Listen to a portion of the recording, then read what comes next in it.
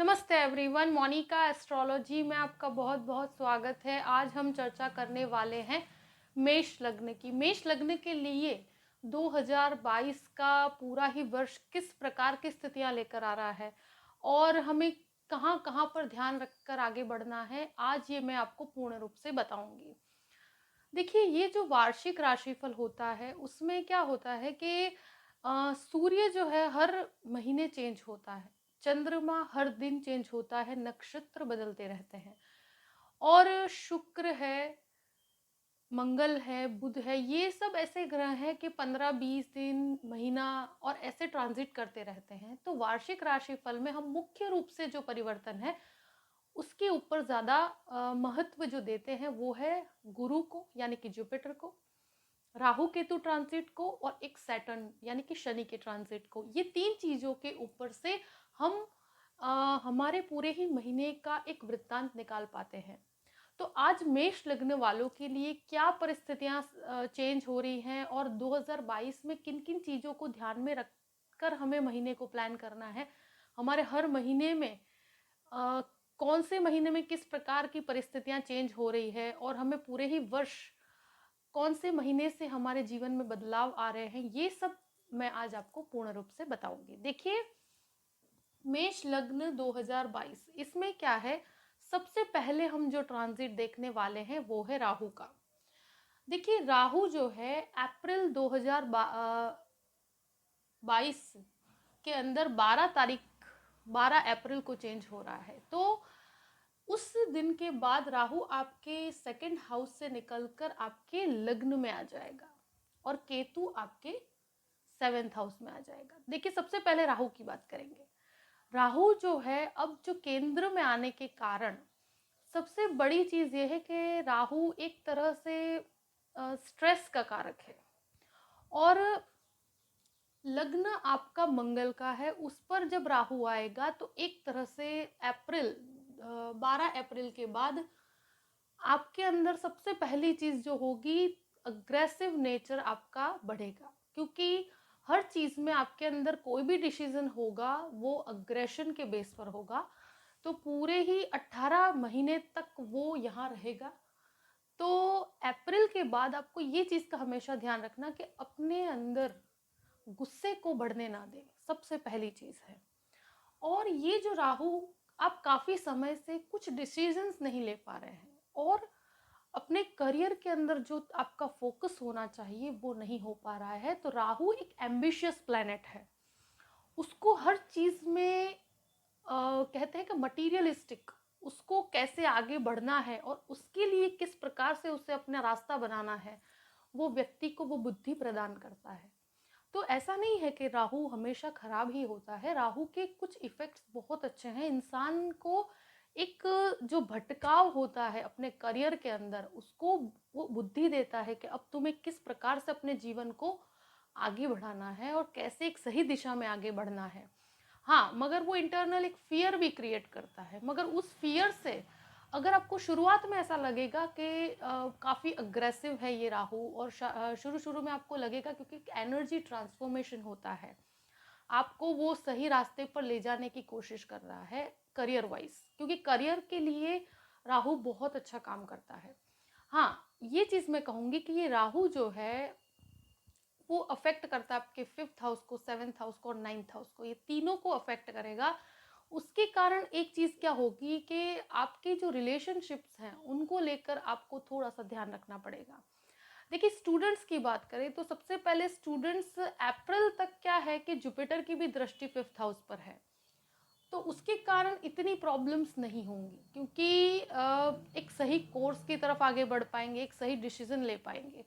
अब राहु जब आपके लग्न में आएगा तो आपको उस फोर्सफुली आपको एक सही दिशा की तरफ लेकर जरूर जाएगा, मगर कोर्स आपका प्रॉपरली सिलेक्ट हो तो सबसे बेस्ट है, उसमें कोई भटकाव की स्थिति ना हो, उसका आपका ध्यान रखना पड़ेगा। क्योंकि मैंने देखा है काफ़ी लोगों की कुंडली में कि जब इस प्रकार का राहु आता है तो व्यक्ति कहते हैं ना, अपने रास्ते से भटक जाता है, पढ़ाई से उसका ध्यान भटक कर दूसरी चीज़ों में लग जाता है और कभी कभी कोर्सेज भी गलत गलत सिलेक्ट हो जाते हैं। तो इस चीज़ का ध्यान आपको पहले से रखना है। जुपिटर की दृष्टि है तब तक आप जो भी निर्णय लेना है ले सकते हैं। और एक रिलेशनशिप के बारे में आपको बताना चाहूँगी कि देखिए, ये राहु का चेंज होने के बाद सबसे पहली चीज़ अफेक्ट जो होगी, तो आप अगर कोई संबंध में हैं, कोई प्रेम के अंदर हैं या कोई रिलेशनशिप को नेक्स्ट लेवल तक ले जाना चाहते हैं, तो वहाँ पर संबंधों में खटास आने की संभावना है। इवन ऐसी स्थिति के अंदर मैंने देखा है कि ब्रेकअप्स होते हैं, क्योंकि जुपिटर की दृष्टि बिल्कुल भी नहीं है आपके 5वें घर पर, क्योंकि अप्रैल 13 को जुपिटर भी आपके 12th हाउस में चला जाएगा। वो अभी मैं बात करूंगी आपको। मगर ये राहु के दृष्टि जो अप्रैल के बाद पड़ रही है, उसके कारण क्या है, संबंधों के अंदर एक प्रकार से खटास आती है। बच्चों के साथ डिस्प्यूट्स हो जाते हैं, छोटी छोटी मैटर्स में बच्चों के साथ काफ़ी एक मिसअंडरस्टैंडिंग हो जाती है, एक दूसरे को समझ नहीं पाते हैं, विचारों में मतभेद हो जाते हैं। और कभी कभी ऐसी स्थिति में मैंने ब्रेकअप्स होते हुए देखे हैं, चीट करते हैं लोग और काफ़ी प्रॉब्लम्स होती हैं। तो इस चीज़ को लेकर आप ध्यान रखिएगा। अगर आप 100% श्योर हो तो ही संबंध को आगे बढ़ाया जाए। बाकी इस स्थिति के अंदर अगर रिलेशनशिप को आगे बढ़ाया जाता है तो फिर उसके ब्रेक होने की संभावनाएं बहुत ज़्यादा होती है, क्योंकि केतु भी आपके 7वें घर में बैठा है। एक चीज़ मैं ज़रूर कहूँगी कि कोई भी रिलीजियस मैटर हो उसके अंदर बहसबाजी करने से बचिएगा, क्योंकि 9th हाउस के ऊपर राहु की दृष्टि होने के कारण कभी कभी अपने विचारों को दूसरों पर थोपना और इस प्रकार की स्थितियां क्रिएट होती हैं। ये एक चीज़ ज़रूर कहूँगी कि राहु आपको मटीरियलिस्टिक काफ़ी बनाएगा, आपको कैसे अपने जीवन में आगे बढ़ना है उसकी एक सोच देगा। आपको कोई भी परिवर्तन करना है तो इस समय पे परिवर्तन कर सकते हैं, क्योंकि ये आपको करियर वाइज काफ़ी सपोर्ट कर रहा है। आपको कहाँ आपका भला है और कहाँ आपको नुकसान है, इस चीज़ की जो बुद्धि होती है वो राहु प्रदान करता है। तो ये चीज़ आपके लिए पॉजिटिव है। सेकंड चीज़ है कि केतु, देखिए केतु जब भी 7वें घर में भ्रमण करता है तो अप्रैल के बाद, उसके पहले तो वो आपके 8th हाउस में है, उसके बाद वो 7th में चला जाएगा। ये एक ऐसी स्थिति है कि कोई भी प्रकार की पार्टनरशिप न की जाए तो सबसे बेस्ट है, ये चीज़ आपको मैं कह सकती हूँ। और जो पार्टनरशिप ऑलरेडी है आपकी उसको भी आप मेंटेन कर ले तो बहुत बड़ी बात है, क्योंकि कभी कभी बनी बनाई पार्टनरशिप को इस प्रकार का केतु बिगाड़ देता है। और कोई नई पार्टनरशिप में भ्रमित होकर कुछ बड़ा बड़ा देखकर एकदम से आप कोई पार्टनरशिप कर लें, फिर आगे जाकर धोखा हो जाए, तो ऐसी स्थिति से आपको बचना है। दूसरी एक बात बताऊंगी, कोई भी रिलेशनशिप है, संबंध है, पति पत्नी का जो संबंध है, उसमें भी ऐसी स्थिति के अंदर डिवोर्स तक की स्थिति आ जाती है। और अगर कोई रिलेशनशिप मेंटेन होता है, देखिए अप्रैल तक तो क्या है, जुपिटर की दृष्टि भी आपके 7th हाउस पर है, तो एकदम अप्रैल तक आप कोई भी संबंध में आगे बढ़ना चाहते हैं तो बढ़ सकते हैं। उसके बाद बहुत संभल के रहने की स्थिति है, क्योंकि जुपिटर की भी कोई दृष्टि नहीं पड़ रही है। तो अगर मैरिज के अंदर डिवोर्स का कोई केस चल रहा है या कोई ऐसी प्रॉब्लम है, तो आपको आफ्टर अप्रैल आपको डिवोर्स मिल जाएगा और ये स्थितियां और भी गंभीर होगी, क्योंकि जब भी ब्रेकअप की प्रॉब्लम होती है या ऐसा कुछ भी होता है तो केतु उसमें सबसे इम्पोर्टेंट रोल निभाता है। तो अगर कोई भी रिलेशनशिप है, अगर कोई डिस्प्यूटेड आपकी पार्टनरशिप का कोई डिस्प्यूट चल रहा है, तो उसमें भी ब्रेक होने की पूर्ण संभावनाएं हैं। तो कोई भी नया रिलेशनशिप शुरू करने से पहले बहुत बचिएगा और सोचे समझे बिना कोई भी रिलेशनशिप को एकदम से नेक्स्ट लेवल पर लेकर मत जाइए और खुद को रोक के रखिए। अभी ये एक ऐसी स्थिति है कि करियर वाइज आपके लिए बहुत अच्छा है, आप अपने करियर में प्रगति कर सकते हैं। हाँ, अग्रेशन देगा और आपके अग्रेशन के कारण आपके रिलेशंस लोगों से खराब होंगे। देखिए, मैं नेगेटिव नहीं बता रही हूँ, मेन पॉइंट ये है कि जो जो मुझे आपके अंदर बदलाव नजर आ रहे हैं वो मुझे आपको बताना जरूरी है। एक चीज मैं कहूंगी कि अब सैटर्न की बात करते हैं, यानी कि शनि की। शनि जो है ट्रांजिट करेगा अप्रैल 29 को कुंभ राशि में, यानी कि आपके 11वें भाव में आएगा। उसके बाद वो जुलाई के अंदर वापस से 10वें भाव में चला जाएगा, ये आगे जाकर वापस आएगा। तो एक तरह से 10वां भाव करियर का भाव है और वो जाएगा आपके 11वें भाव में, तो वो आपके लाभ का स्थान है। तो आपको करियर में कोई भी चेंज करना हो, नया बिजनेस स्टार्ट करना हो, कर सकते हैं। ये बहुत अच्छा समय है। पार्टनरशिप मत करिएगा, ये चीज़ आप ज़रूर ध्यान रखिएगा, क्योंकि पार्टनरशिप करना आपके लिए बहुत ही ज़्यादा रिस्की है। और खुद का अपना इंडिपेंडेंटली कोई काम करते हैं तो कर सकते हैं। जॉब कर रहे हैं उसके अंदर अगर अब कोई भी आपका बदलाव हो रहा है या कोई जॉब चेंज होती है तो वो आपके अच्छे के लिए है, उसमें आपका कभी नुकसान नहीं होगा। इस स्थिति में इंसान की प्रगति होती है, करियर वाइज प्रगति होती है। कोई बदलाव है तो उसे स्वीकार कीजिए, उससे डरिए मत, क्योंकि राहु डर का भी कारक होता है। तो डर के कारण आप अपनी प्रगति को रोकिए मत। अगर कोई प्रमोशन या कोई भी प्रकार का आपको बदलाव भी दिया जाता है, कोई नया डिपार्टमेंट दिया जाता है, कोई नया काम दिया जाता है, तो उसमें आपकी प्रगति होगी, क्योंकि शनि आपको अपने कार्य में और भी मजबूत बना रहा है। तो उसको स्वीकार कीजिए। और ये जो राहु है और ये सैटर्न जिस प्रकार का है और शनि जब आगे जाएगा तो वो लाभ और भी ज़्यादा, कुछ नई अपॉर्चुनिटीज़ आपके लिए क्रिएट होंगी। और देखिए करियर के अंदर आपको जो भी कुछ नया नया सीखने को मिलेगा और शायद आपको एक पॉलिशिंग वाला कार्य आपको वो और भी ज़्यादा मजबूत पोजीशन में लाकर खड़ा करेगा। शनि की जो दृष्टि है तो तृतीय दृष्टि उसकी 12वें घर पे पड़ेगी, उसके बाद एक दृष्टि चतुर्थ स्थान पर पड़ेगी और एक दृष्टि आपके 7वें घर पर पड़ेगी। तो ये जो दृष्टियां हैं विदेश के लिए आपके लिए नई अपॉर्चुनिटीज, अगर आप विदेश के अंदर कार्य करते हैं, अगर स्टूडेंट्स हैं विदेश जाना चाहते हैं, प्लस कोई मल्टीनेशनल कंपनी के अंदर ट्राई करते हैं, तो ये स्थिति अप्रैल के बाद बहुत मजबूत है। आपको करना चाहिए, आपके लिए बहुत अच्छी अपॉर्चुनिटी क्रिएट हो रही है। इवन विदेश घूमने भी जाना चाहते हैं तो भी एक बहुत बेहतर स्थिति कहूँगी। और अगर कोई नई जॉब के लिए ट्राई कर रहे हैं तो भी आपको ये सैटर्न पूर्ण रूप से शनि आपको सपोर्ट कर रहा है।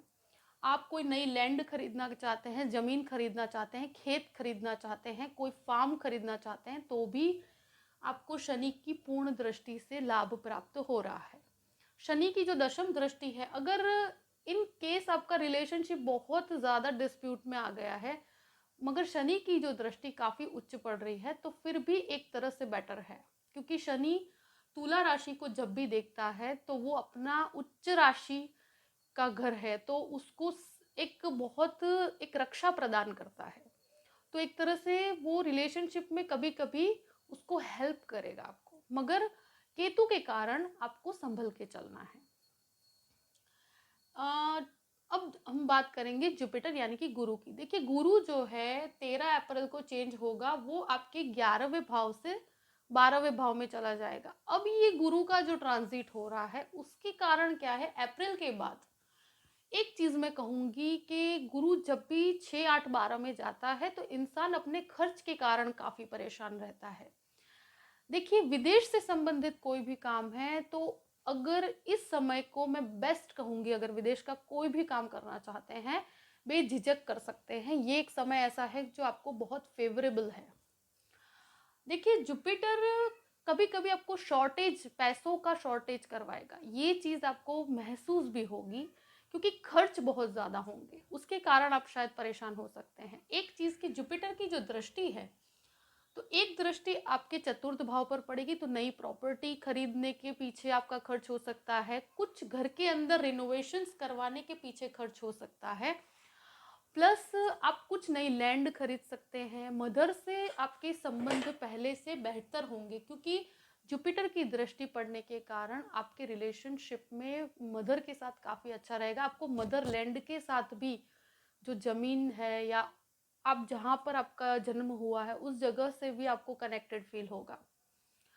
एक चीज़ है कि ये जुपिटर की दृष्टि 6th हाउस पर भी पड़ रही है, तो लोन्स बढ़ रहे हैं। लोन्स कैसे बढ़ रहे हैं, शायद आप कुछ नई प्रॉपर्टी खरीदते हैं उसके लिए लोन्स ले सकते हैं, और कभी कभी ऐसी स्थिति में बहुत एक्स्ट्रा खर्चे करने के कारण वेस्टफुल लोन लेने से बचिएगा। इसका रीज़न बता रही हूँ, कुछ अपने लग्जूरियस खर्चों के कारण सोचे समझे बिना कोई ऐसे लोन में मत फंस जाइएगा कि आगे जाके आपको प्रॉब्लम्स हो। देखिए, जुपिटर एक तरह से लोन्स बहुत आसानी से दिलवा देगा आपको, मगर अगर कोई प्रॉपर्टी के लिए लिया जाए लोन तो बहुत अच्छा है, उसमें कोई डरने वाली बात नहीं है। मगर कोई भी जो वेस्टफुल एक्सपेंसेस है उसके लिए अगर लोन लेते हैं, फिर आगे जाकर कोई स्ट्रेसफुल सिचुएशन ना क्रिएट हो, उस चीज़ का ध्यान रखिएगा। हेल्थ को लेकर मैं कहूँगी कि जो जुपिटर की दृष्टि पूर्ण रूप से आपके 6th हाउस पर है, तो जब इस प्रकार की स्थितियां होती है तो व्यक्ति की हेल्थ में अगर कोई भी प्रॉब्लम है तो वो बीमारी पकड़ में आती है, उसके लिए प्रॉपर मेडिसिन मिल पाती है। तो मैं इसको एक बेस्ट कहूँगी, क्योंकि जो प्रॉब्लम्स काफ़ी समय से हैं जिसका हमें कोई निवारण नहीं मिल रहा है, तो अब इस जुपिटर की दृष्टि के कारण आपको एक प्रॉपर मेडिसिन मिल पाएगी और हेल्थ में भी आपको काफ़ी अच्छा रहेगा। कोई भी अगर कलीग्स हैं जो परेशान कर रहे हैं, ऐसी कोई स्थिति है, तो जुपिटर की दृष्टि के कारण मैं कहूँगी कि आपके प्रमोशन भी है, आपको कार्य की एक सही दिशा भी प्राप्त हो रही है, सब कुछ अच्छा है एक तरह से। और कोई कलीग्स अगर परेशान करते हैं, कोई इस प्रकार की प्लॉटिंग वगैरह हो रही है, इस पर ध्यान मत दीजिएगा, क्योंकि इसके अंदर क्या है, वो आपका कुछ भी नहीं खराब कर पाएंगे, क्योंकि जुपिटर की दृष्टि के कारण आपका प्रगति होना तय है। मगर खर्चों के ऊपर नियंत्रण रखना बहुत ज़रूरी है। अग्रेसिव बिहेवियर के कारण आपका नुकसान न हो, इस चीज़ का ध्यान रखिएगा, क्योंकि राहु जब लग्न में होता है और मंगल की राशि में होता है, इंसान को बहुत ही ज़्यादा आक्रामक बना देता है, बहुत गुस्से वाला बना देता है। इस कारण से देखिए, प्लानिंग बहुत अच्छी है, कार्य के अंदर उनका करने का तरीका भी बहुत अच्छा है, मगर हमारे खुद के बिहेवियर के कारण अगर हमारा नुकसान हो तो वो बिल्कुल भी अच्छा नहीं है। देखिए, गुरु की एक दृष्टि आपके अष्टम भाव पर भी पड़ रही है, ये दृष्टि के कारण आपको अनएक्सपेक्टेडली काफ़ी गेन्स होते हैं। मगर ये ओवरऑल देखा जाए, देखिए हर महीने के ट्रांजिट भी इम्पोर्टेंट होते हैं, जहाँ सूर्य है, चंद्रमा है, शुक्र है, मंगल है, बुध है, वो भी इम्पोर्टेंट होते हैं। वो हर महीने की आपके जो राशिफल में मैं आपको बताऊंगी, मगर मोटे रूप से मैंने आपको इसलिए बताया कि ये जो 4 ग्रह परिवर्तन होते हैं उससे आपके पूरे साल को काफ़ी इफेक्ट होता है। देखिए, मटीरियलिस्टिक तरीके से तो बहुत अच्छा है, आपके लिए प्रोग्रेसिव है, आपके कार्य में भी अब आपको ये समझ आ जाएगा राहु के कारण कि आपको अपनी बुद्धि से किस प्रकार से आगे बढ़ना है। मगर रिलेशनशिप्स को खराब मत कीजिएगा, एकदम से अपने संबंधों को बिगाड़ मत लीजिएगा, क्योंकि ऐसी स्थिति में जब भी मैंने देखा है कि काफ़ी चीट होता है, काफ़ी दिल टूटते हैं लोगों के, तो कोई भी रिलेशनशिप को नेक्स्ट लेवल पर ले जाने से पहले एक बार वापस से सोच लीजिएगा, क्योंकि अप्रैल से पहले अगर ऐसा कोई भी काम करते हैं तो कोई प्रॉब्लम नहीं है, अप्रैल के बाद बहुत सोच समझ के आगे बढ़िएगा।